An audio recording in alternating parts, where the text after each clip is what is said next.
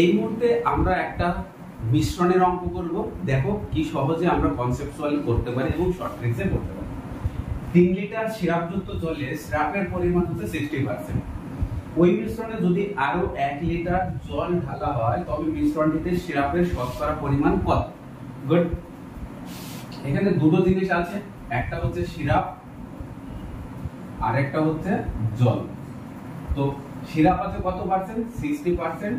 আর এদিকে জল আছে কত? তাহলে 60% যদি সিরাপ থাকে বাকি 40% কি হবে? জল হবে।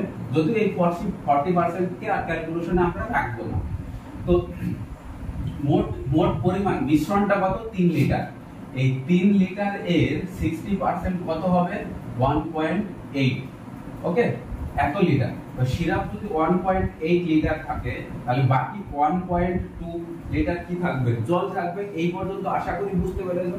কারণ 60% 3 লিটারের 60% 1.8 হয়, আর বাকি থাকলো কত? 3 লিটারের মধ্যে থেকে 1.8 বাদ দিলে 1.2 লিটার হচ্ছে জল। এবার বলা হলো এর মধ্যে আরো 1 লিটার জল ঢালা হলো। তাহলে 1 লিটার যদি জল আমি যোগ করে দিই তাহলে কত হবে? 2.2।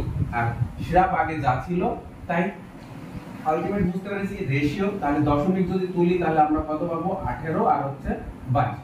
এর মধ্যে 2 দিয়ে কাটা যায় 9, 2 দিয়ে কাটলে 11। এটা হচ্ছে আমাদের অনুপাত। তো মোট এবার শতকরা পরিমাণ জানতে চেয়েছে কার? না, মিশ্রণের সিরাপের শতকরা পরিমাণ কত। তাহলে মোট হচ্ছে কত অনুপাত আছে? 20 অনুপাত আছে। 9 আর হচ্ছে 11, 20 অনুপাত। এই 20 অনুপাতের মধ্যে সিরাপ আছে কতটুকু? 9 অনুপাত। তাহলে 100 তে কত শতকরা বের করতে বলেছে, এটাই আমরা করব। তাহলে 5 20 100 অর্থাৎ 5 9 45 এত পার্সেন্ট রয়েছে আমার কি না সিরাপ। সব বুঝতে পেরেছো? যদি বুঝে থাকো তাহলে আমাদের চ্যানেলটাকে সাবস্ক্রাইব করো এবং বন্ধুদের মধ্যে শেয়ার করে দাও।